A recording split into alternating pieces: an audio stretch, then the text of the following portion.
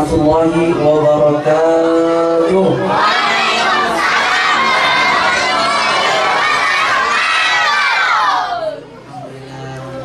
Seger lihatnya begini ya, kuning-kuning begini ya. Alhamdulillahirabbil alamin, wassalatu wassalamu ala asyrafil nabiyil mursalin sayyidina Muhammadin sayyidi khatamin nabiyyin. Asyhadu an la ilaha illallah wa asyhadu anna sayyidana wa maulana Muhammadar Rasulullah. Allahumma salli wa sallim wa barik ala sayyidina Muhammadin al-fatih lima ughliq wal khatim lima sabaq nasir al-haq bil haq wal hadi ila siratikal mustaqim wa ala alihi wa ashabihi hatta qadarihi wa miqdaril azim. Amma ba'd, rabbi shrah li sadri wa yassir li amri wa hlul 'uqdatam min lisani yafqahu qawli waj'al li wazira min ahli wa bihabli hukma walhibni bis salihin waj'alna li sina ihsan sidqan fil akhirin waj'alni min warathati jannatin na'im.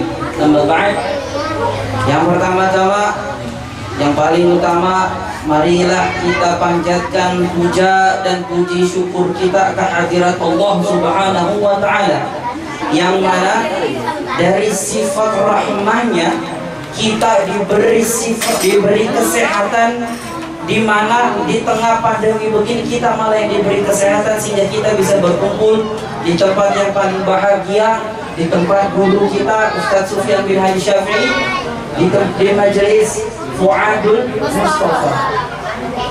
Namanya bagus, Fuadul Mustafa. Fuad itu artinya hati. Mustafa itu Sayyidina Rasulullah, berarti artinya Rasulullah. Insya Allah kita ada di dalam hatinya Sayyidina Rasulullah SAW.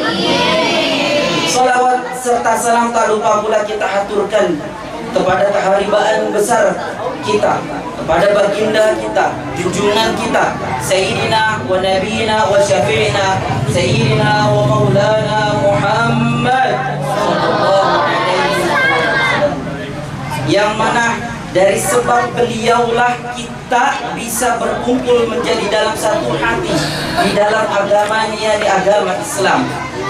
Kepada beliaulah seorang nabi yang mana nanti letih di padang mahsyar mencari satu demi satu umatnya yang kira-kira udah masuk surga duluan, yang surga belakangan, yang masuk neraka duluan, dicari satu-satu, yakni kanjeng Nabi kita, Nabi Muhammad SAW. Yang ketiga, tak lupa pula rasa ta'zim al-fakir kepada asatidz kami, terlebih khusus kepada sahibul wilayah, yakni almarhum Ustaz Sufyan bin Haji Syafi'i, dan orang tua beliau Haji Syafi'i. Rasa hormat kami pula kepada Haji Sodri, sesepuh Haji Mali, dan Bapak Sahil selaku ketua RT, dan Bapak Abdul Razak sebagai tokoh masyarakat. Dan Masya Allah kita mempunyai Al-Muqri Al-Quran yang suaranya lembut sekali, yang mana kalau kita mendengar bergetar hati kita, yakni guru kita mulia Haji Hidayatullah SPDI. Benar ya Haji ya? Benar ya? Alhamdulillah. Tak lupa pula Al-Fakir, sampaikan rasa hormat Al-Fakir kepada teman-teman, kepada adik-adik semua yang ada di sini, yang Al-Fakir tidak bisa sebutkan namanya satu persatu, tetapi tidak pernah mengurangi rasa ta'zim Al-Fakir kepada anda. Ma'asyiral muslimin wal muslimat rahimakumullah, kita berkumpul di dalam tema Gema Muharram. Gema Muharram tahun ini tidaklah seperti tahun-tahun sebelumnya. Hampir 2 tahun kita dipenjara di negeri sendiri, kita dipenjara di negara sendiri, dipenjara nggak bisa ngapa-ngapain, tetapi kita punya semangat, yang semangat menuntut ilmu. Di dalam kitab Tanbihul Ghafilin karangan Imam Ghazali Al-Muhammad Al-Ghazali rahimahullah, man jalasa ma'al ulama zadahu Allahu ilma wal wara.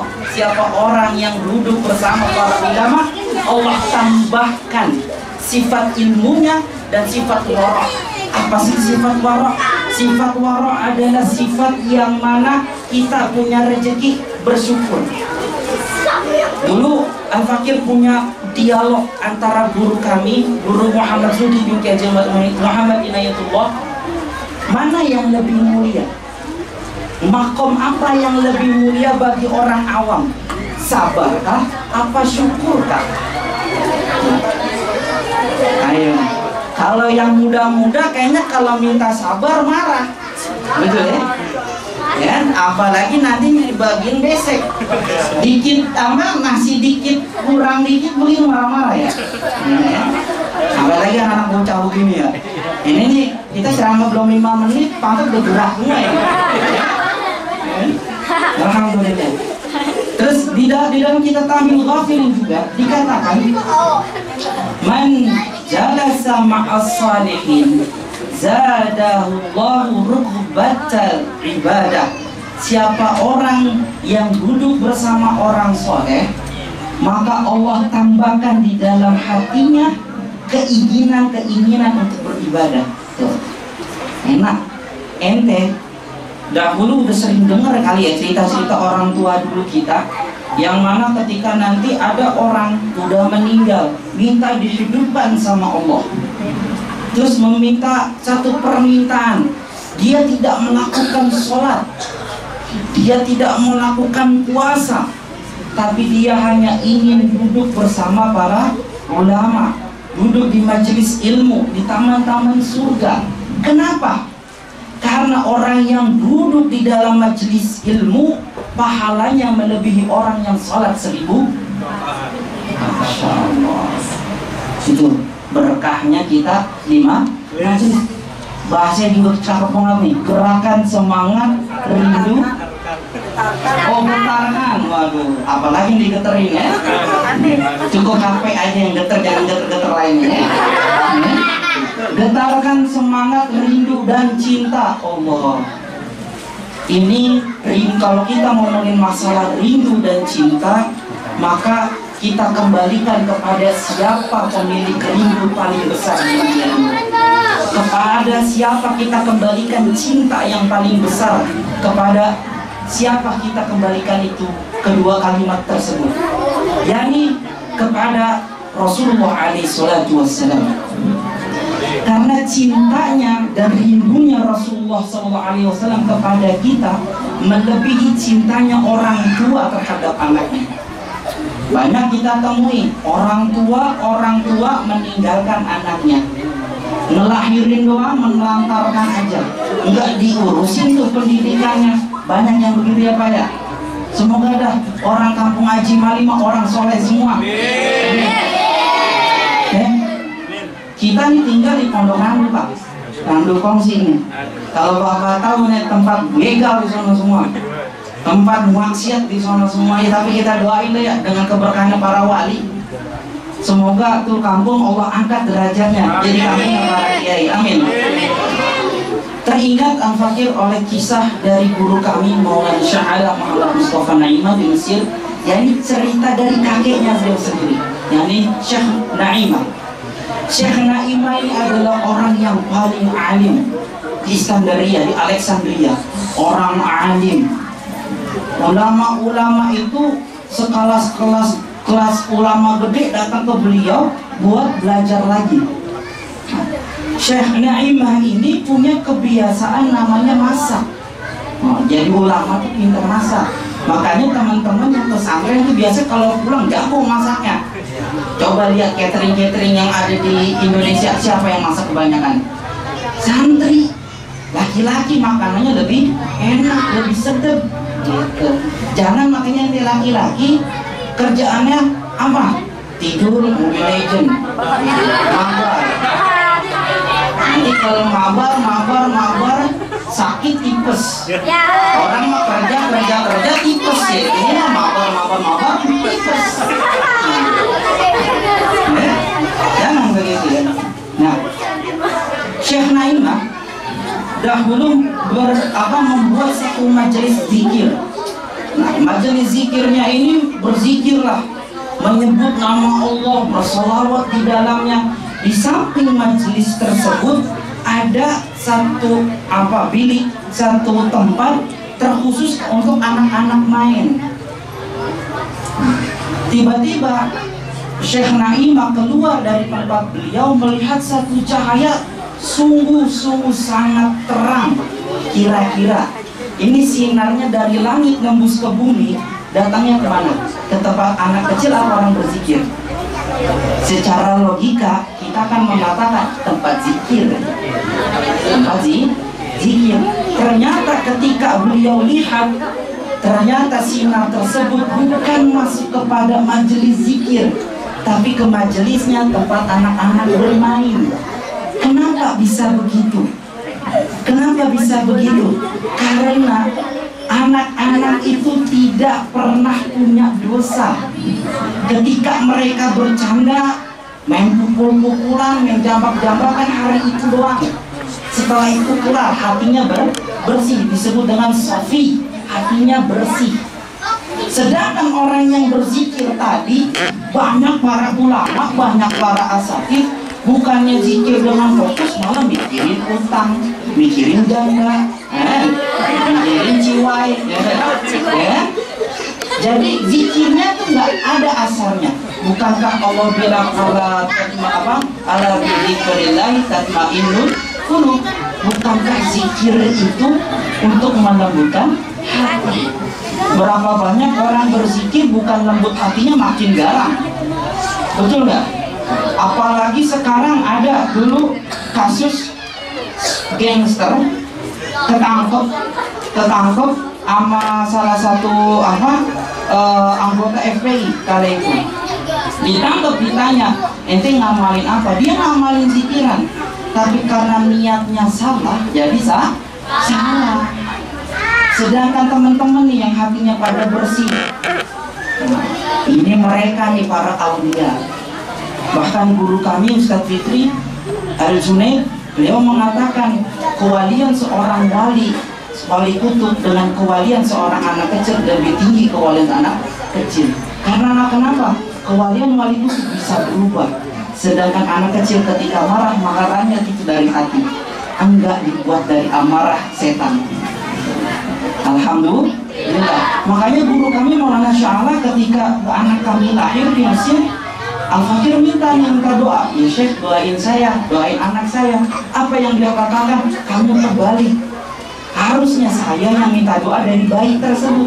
Kenapa? Saya Syekh, kelihatannya doang. Saya nih iken nih, pakai jubah, belum tentu yang saya lihat ini aneh orang baik. Ya kan? Kita mah nggak tahu di belakangnya kita bagaimana. Sedangkan anak-anak kecil hatinya pada bersih. Ente ingat salah satu dalil Al-Quran, al-yawma la yanfa'u malun wala banun, hari di mana tidak lagi bermanfaat anak-anak dan harta, illa man atallahu biqalbin salim, kecuali yang mana Allah berikan di dalam hatinya itu salim. Salim itu apa sih? Selamat itu apa sih? Bukan haji selamat gitu, ya? Bukan. Selamat di sini artinya bersih, bersih dari ghibah, bersih dari hasud, bersih dari iri. Kalau kita ngomongin dakwah, dakwah itu diambil dari kata da'aya dakwah. Da'aya artinya memanggil. Maka Islam itu ngejar bola, bukan dikejar. Nasihat yang paling berbekas dari guru kami, Guru Zuhdi, kepada kami yang baru datang dari Mesir untuk berdakwah, beliau berkata, Iken, jangan pernah mau antum dipanggil, tapi antum harus jemput bola. Karena banyak ulama sekarang malah datang kalau dipanggil doang. Banyak yang begitu. Betul nggak? Ya termasuk aneh gitu ya.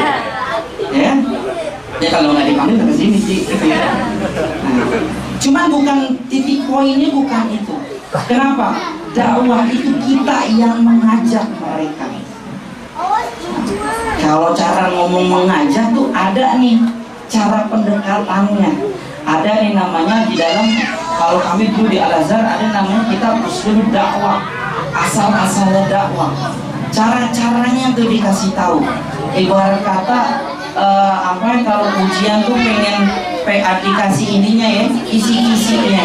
Nah, Salah satunya gini, ente kita semua bisa berdakwah, bukan kepada teman tapi dakwah diri sendiri. Kenapa berawal dari dakwah diri sendiri? Karena ketika kita sudah benar, maka yang keluar dari hati dan mulut kita juga benar. Paham? Dan ketika berdakwah, beliau mengatakan jangan sekali-kali mengajarkan orang untuk benar. Kenapa? Yang benar hanya milik Allah. Tetapi Allah mengatakan fastabiqul khairat, kejarlah atau berlomba-lombalah dalam kebaikan. Yang Allah minta kita berbuat baik, bukan berbuat benar. Paham? Kita ulangi. Yang Allah minta kita berbuat baik, bukan berbuat benar.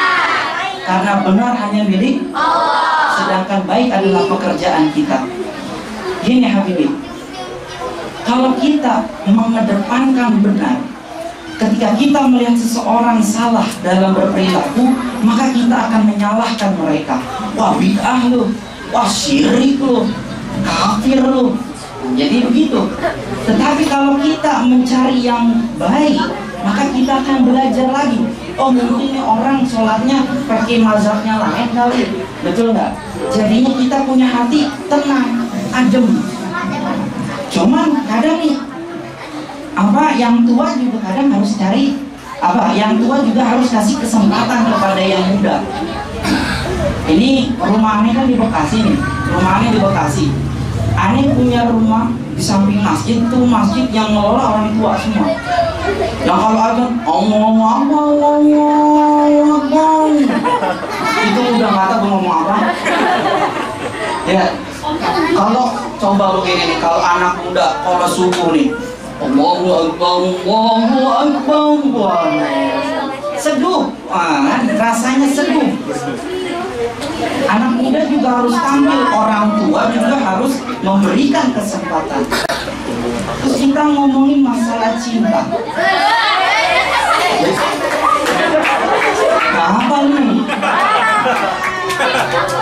Kalau kita ngomongin masalah cinta, cinta Allah itu innallaha yuhibbut tawwabin wa yuhibbul mutatahhirin. Itu suratul Baqarah.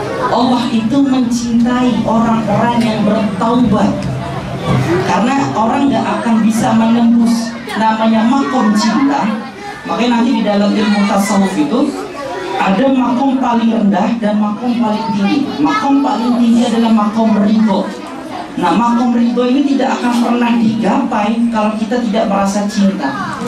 Nah, ada salah satu syair yang diungkapkan oleh Syekh Jalaluddin Ar-Rumi.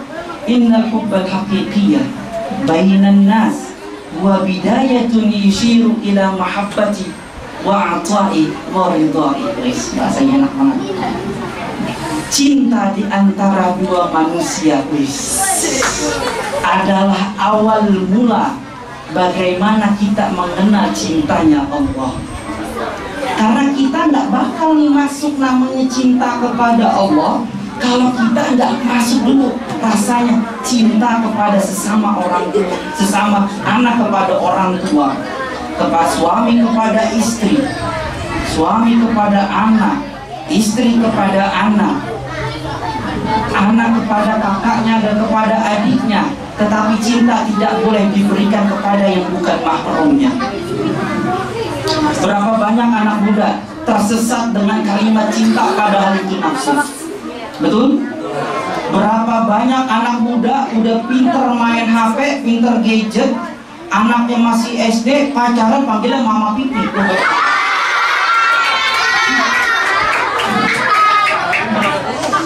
Gini, ada yang begitu.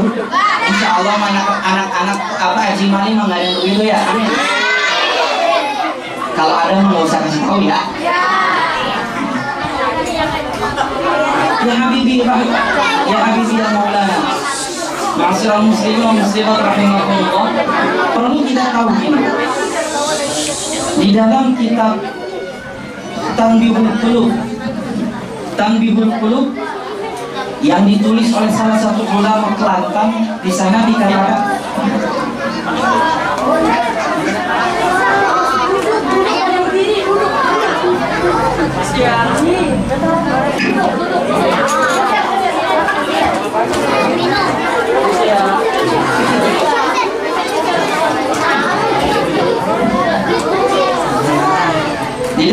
kitab Tanbihul Qulub, Memudahkan Qulub. Di sana dikatakan, ya Habibi, dengarin. Adik-adik sekalian. Masya Allah. Nggak apa-apa, biarin. Jangan dilarang. Mencium tangan ulama itu lebih berkah, lebih afdol. Karena kenapa mencium tangan ulama itu yang menggetarkan hati, biar nanti dia dapat ruhnya sama ulama. Ya. Nah, kita kembalikan lagi dalam kitab Tanbihul Qulub. Di sana dikatakan bahwasanya ada satu cerita anak muda yang mempunyai orang tua yang sudah meninggal.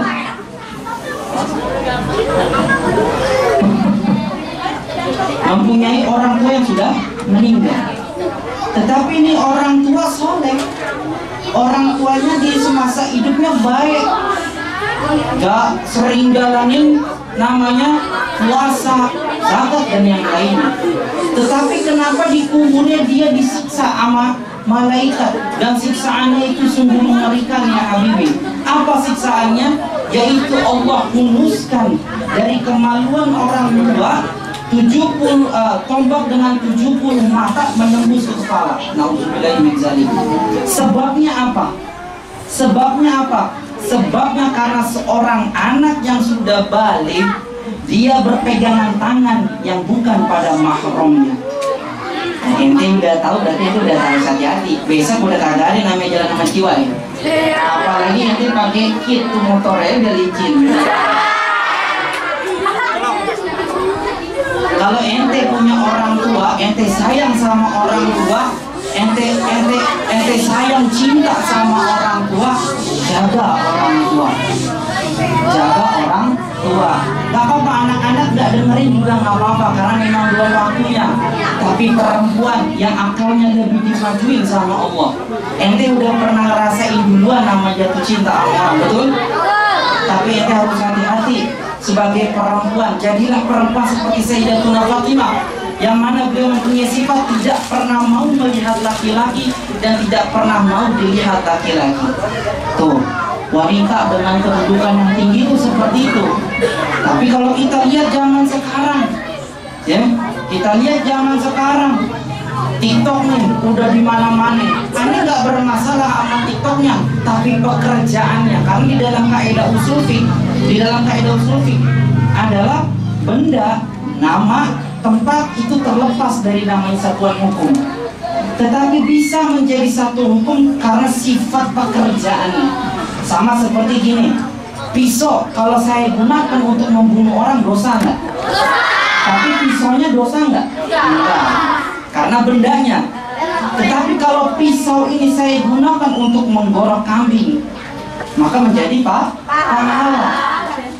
Kita gunakan untuk memotong sayur dan memberikan makan kepada fakir miskin, jadi pahala nggak? Begitu juga TikTok. Saya nggak bermasalah sama TikToknya, tapi bermasalah sama sifat pekerjaannya. Jangan engkau umbar nafsu laki-laki dengan gerakan-gerakan kalian. Masalahnya nih laki-laki, biar kata nih cewek ya, nih cewek kerudungan, tapi kalau rada ketat dikit nih otaknya traveling. Betul ya? Iya, betul. Traveling kemana aja gitu, ya? Apalagi zaman goyang yang begini-begini ya.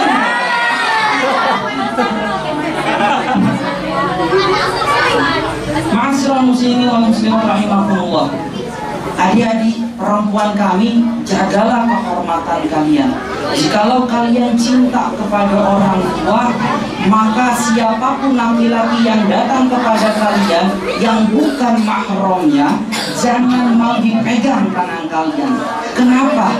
Karena satu pegangan tangan kalian yang bukan mahram itu bisa menghunuskan pedang atau tombak yang menembus dari kemaluan orang tua menembus ke kepalanya. Dosanya dosa kita, tapi yang disiksa orang tua. Nauzubillahi min dzalik. Bahkan di dalam satu hadis dikatakan, "Mai asbaha maghdubanillah." Siapa orang yang di pagi hari dibenci, dimurkai sama Allah, falil walidaini mardiyan lahu, dan orang tuanya ridho. Dengerin redaksinya. Allah marah di pagi hari sama kita, Allah benci sama kita. Mungkin apa yang bikin kita dibenci? Pertama, bangun tidur kagak baca doa. Apa doa bangun tidur? Allahumma barik. Ngarang ini. Doa bangun tidur, alhamdulillahilladzi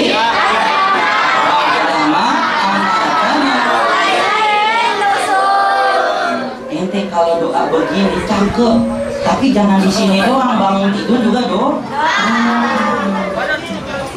Di dalam hadis dikatakan siapa orang yang pagi hari dimurkai Allah, dibenci Allah, tapi orang tuanya ridho, fa asbahallahu murdiyan lahu, fa asbahallahu murdiyan anhu, maka Allah juga ikut ridho. Tetapi saya nggak pengen menyalahi orang anak dulu nih. Kita punya nih, kita yang jadi orang tua udah ngerasain punya anak tuh pada bangor banget ya, punya anak tuh pada apa ya, waduh banget. Kalau kata orang Betawi Bekasi, aduh ini orang urat malunya kagak ada acan, udah hilang gitu ya. Gini, enggak semua anak yang salah, enggak semua anak yang badung itu karena anaknya, tetapi bisa aja menjadi faktor dari orang tuanya. Apakah orang tuanya tahu tentang bahwasanya kalau al-abu maqamul farah wal ummu maqamul rahmah, bapak itu tempatnya kesenangan dan ibu tempatnya kasih sayang. Apakah orang tua udah tahu nih kalimat ini? Apakah jangan-jangan kita nggak tahu ya sebagai orang tua? Dan kadang kita nih punya mulut asal jeplak aja. Padahal ridho Allah fi ridho walidain wa suhtullah fi suhti walidain. Kalau Allah ridho, kalau orang tua kita ridho, maka Allah ridho. Kebalikannya, kalau orang tua marah, maka Allah juga ikut marah. Maka kita selaku orang tua juga kita benahi diri, jangan pernah kita nyalain anak lagi. Anak kita bandel mungkin karena kita kali ketika marah ngomong bandel banget sih jadi anak tuh, ayo. Berarti kita nyumpain anak jadi bandel. Ya, tapi anak dibelain nanti jangan, wah, kayak bandel gak begitu. Ini kita sama-sama nyadarin diri, yang muda nyadar diri, yang orang tua juga harus sadar. Makanya gini, jadi orang tua tuh dibilang gampang susah, dibilang susah gampang. Kenapa? Ente tahu Syekh Sudes nggak? Imam Masjidil Haram. Kita nggak ngomongin dia Wahabinya deh, kita ngomongin dia jadi syekhnya aja dah, jadi Imam Masjidil Haram. Dia punya cerita ketika kecil bangor dia. Mainannya dia nggak kayak mainan kita. Mainannya dia tuh paling kecil apa kata dia? Melempar kaca rumah orang. Itu paling kecil ya. Ini sudah sih bukan gue. Kalau aneh tawuran dulu di dashboard.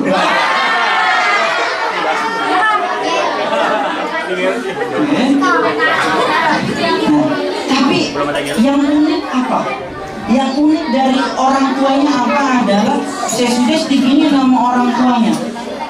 Gua sumpahin lu jadi imam Masjidil Haram. Gua sumpahin lu jadi imam Masjid Nabawi. Gedenya beneran jadi imam. Aneh dulu ketika demen buat tawuran lu jam. Ente tahu namanya sekolah terfavorit namanya MTS 8. Zaman dulu teh MTS 8 terfavorit biang keladinya ya. Alhasil demen tawuran, demen apa, tapi emak Aneh selalu doain Aneh, Ken, semoga lu jadi ulama. Ken, semoga lu belajar agama. Tuh lagi marah nih, bawa kopel Aneh dulu punya kopel kena muka Aneh, sambil doain jadi anak bener lu, jadi anak bener. Alhamdulillah bener. Alhamdulillah Allah kasih rezeki ke Mesir, belajar tuh Bu Ama. Saya di sana bukan nama Fir'aun. Ya alhamdulillah. Ma'asyiral muslimin wa muslimat rahimakumullah. Jadi pentingnya orang tua dalam mendidik anak. Makanya di dalam hadis Nabi itu Nabi selalu mengulang-ulangi. Ada kadang Nabi mengatakan adibu auladakum. Terus ada juga kalimat alimu auladakum. Ada juga yang ada juga Nabi mengatakan akrimu auladakum. Adibu berapa? Didiklah ada kepada anak. Alimu, ajarin anak ilmu agama. Akrimu, muliakanlah anak. Bahkan di dalam satu hadis di dalam kitab Tangkibul Qaul karangan Imam Nawawi, Syekh Nawawi Al-Bantani mengatakan an-nazru ila wajhil awlad bisyukrin kan nazri wajhin nabi. Orang tua yang melihat anaknya dengan pandangan syukur, harus digarisbawahi. Pandangan syukur, bukan pandangan gedeg. Harus pandangan syukur. Kan nazri wajhin nabi. Dia seolah-olah pahalanya melihat anak dengan keadaan syukur seperti melihat seorang nabi. Alaihi salatu wa. Jangan-jangan nanti kita di akhirat nggak bisa melihat nabi lagi. Nauzubillahi min dzalik. Kenapa? Karena kita kalau melihat anak nggak ada rasa-rasa syukurnya. Kadang baru bangun tidur, anak baru belum ngomong apa-apa, dalam hati orang tua, anak saya belum bangun. Ada yang begitu orang tua ya? Nah ini belain orang anak muda dulu nih, yang tuanya belum kita belain. Ma'asyiral muslimin wa muslimat rahimakumullah. Kita ada berapa menit lagi yang lebih? Ya lebih malam Kamis nih. Malam Kamis balik kita ya. Nah, jadi gini ya Habibi, ya Maulana, perlu diingatkan bagi anak muda di Muharram ini, di tahun yang berganti kita juga harus ganti. Ibarat HP kita harus upgrade. Upgrade akan apa sih? Upgrade akhlak. Upgrade akhlak. Kita udah sering dengar sama guru-guru kita selalu bilang begini, Tom, lu kalau nggak punya ilmu nggak apa-apa, yang penting beradab. Itu kalimat sering kita dengar tapi kita nggak pernah jalani. Ada nggak di kampung ini kalau lagi sholat dia berebut sholat sok paling depan, padahal biasanya kalau kita zaman dulu mendahulukan orang tua. Kalau zaman sekarang enggak. Loh, hadis Nabi itu yang depan paling banyak, akhirnya meninggalkan adab. Padahal Rasulullah pernah bersabda, adabani Rabbi. Allah itu memberi adab kepadaku, mengajarkan adab kepadaku tuh. Rasulullah loh. Padahal hadis ini lagi berbicara tentang apa? Yang itu Sayyidina Abu Bakar dengan Sayyidina Umar bertanya, ya Rasulullah, engkau kok kalau ditanya A, B, C, D gampang banget jawabnya, gampang banget keluar dari mulut engkau. Di luar wahyu ya, di luar wahyu kita nggak ngomongin wahyu, di luar firman ya Allah. Rasulullah jawabannya enak, adabani Rabbi. Allah telah memberikan sifat adab, Allah memberikan atau mengajarkan adab kepada. Kenapa Rasulullah mengatakan adab dulu? Karena adab fauqa ilmu. Adab itu di atas ilmu. Ma'asyiral muslimin wal muslimat rahimakumullah. Kita punya guru orang soleh, Ustaz Sufyan almarhum. Kita baca suratul Fatihah kepada beliau. Semoga Allah jadikan kuburnya beliau sebagai kubur amal taman surga. Amin. Diberkahi oleh keberkahannya beliau. Amin. Kita bisa meneruskan perjuangan beliau. Amin. Dan dijadikan kampung Haji Mali ini kampungnya para kiai. Amin. Para wali. Amin. Para alim dan ulama. Amin. ببركة هذا المجلس. الفاتحة. بسم الله الرحمن الرحيم. الحمد لله رب العالمين.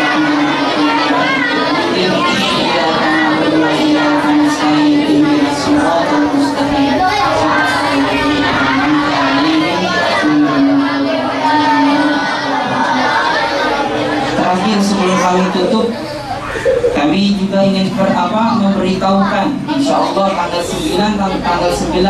9 dan 10 adalah hari Tasi'ah dan Asyura. Perbanyaklah ibadah. Kalau bisa nggak bisa ibadah apapun, ente puasa. Makanya guru-guru kita, ulama-ulama kita ngajarin kita berpuasa di hari itu.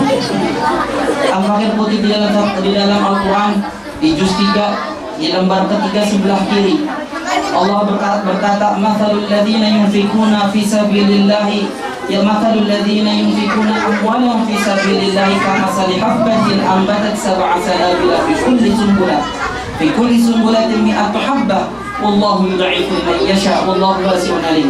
Allah berfirman, bagi orang-orang yang bersedekah di jalan Allah. Apa sih yang bersedekah di jalan Allah? Pertama, yang disebut sedekah di jalan Allah, pertama, memberi hadiah kepada orang tua. Kedua, memberikan harta kita kepada fakir miskin. Apalagi di zaman kita lagi pandemi begini, jangan saling menyusahkan, tapi saling berbaikan, saling berbagi. Ya, yang ada kena corona jangan dijauhin mereka, jauhi dari jaraknya tapi tidak jauhi perasaannya. Paham? Karena orang-orang yang kena corona itu butuh sokongan, butuh dorongan, butuh support, gitu ya. Yang ketiga, menginfakkan di jalan Allah yang dari orang tua, fakir miskin, yatim juga, itu juga dengan yatim. Makanya Muharram itu disebut dengan lebarannya anak yatim. Apa Allah bilang? Kama salihabba, seperti orang yang menanam satu biji. Yang menanam satu biji. Ambatat sab'a sanabil, yang mana satu biji ini kita tanam tumbuhlah 7 tangkai. 7 tangkai. Di dalam 7 tangkai ini Allah berkata lagi, fi kulli sumbulatin mi'atu habbah. Di dalam 7 tangkai ini Allah berikan 100 biji. Kita nanam 1, diberikan sama Allah 7. Apakah itu kelak? Belum. Tapi Allah tambahkan 100. Apakah itu kelak? Belum. Allah bilang apa? Allah yud'ifu liman yasha. Allah tambahkan bagi mereka yang dikehendaki. Berarti hitungannya bukan 1,700 enggak, tapi hitungannya apa? Tak terhingga. Cuman bagi siapa nih?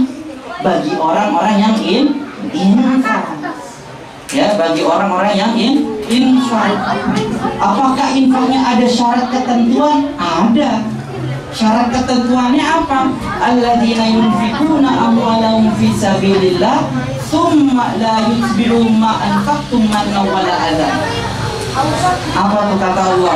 Orang yang berinfak yang diterima Allah itu, yang dilipat gandakan sama Allah itu orang yang berinfak di jalan Allah dengan hartanya yang baik, apalagi dan tidak diungkit-ungkit, sehingga orang yang menerima nggak sakit. Makanya guru besar kita dulu almarhum Syekh Ahmad Marzuki bin Mirsad Cipinang Muara, beliau tuh punya kebiasaan di luar kebiasaan ulama lainnya. Kalau ulama lainnya datangin anak yatim ke rumah beliau, datangin anak yatim ke rumahnya, habis itu dibagiin duit. Bener nggak? Bener. Tapi di pandangan orang bisa ria, betul nggak? Tapi Syekh Ahmad Marzuki, guru besar Betawi, beliau tuh ngapain? Beliau di luar dari kebiasaan ulama-ulama. Yani apa? Beliau datengin tuh anak yatim, atu-atu tuh ulama, datengin, sedekahin. Kenapa? Jaga perasaan anak yatim. Karena orang sekarang tuh demen banget ya, nih sedekah terus diupload, kan? YouTuber begitu nggak? Nanti diajarin ria begitu. Ya, diajarin baik enggak? Kita lihat dah, mungkin niatnya baik, tapi kita coba telaah lagi, apa benar dia niatnya baik? Atau jangan-jangan nambah followers? Betul nggak? Kalau nambah followers dapat duit nggak? Dapat. Yang banyak nonton dapat duit nggak? Dapat. Belum lagi subrek, ya? Belum subrek, ya? Apa lagi? Belum nanti ada endorse. Jadi kan nggak ada namanya tuh sedekah halal sedekah ikhlas, adanya ria. Ini kita harus ubah lagi bagaimana mekanisme kita memberi seseorang. Nah, termasuk bagi teman-teman bapak-bapak sekalian dan ibu-ibu sekalian, belanja di warung-warung sekitar kita. Kenapa belanja di warung sekitar kita? Belanjanya kita buat kebutuhan kita, tapi di situ ada nilai sedekah buat kita. Kenapa? Karena ada orang banyak nih, warung-warung udah ngaku UMKM udah makin kecil, udah makin tipis barangnya. Mereka butuh makan. Jadi ketika kita belanja kepada mereka, kita juga niatkan sedekah. Maka jadilah ya. Banyak perkataan kami yang di luar nalar. Tolong dimaafkan semua kesalahan kami. Sesungguhnya kebenaran dan kebaikan hanya milik Allah, sedangkan kesalahan dan kekhilafan milik Al-Fakir. Aku qouli hadza. Assalamualaikum warahmatullahi wabarakatuh.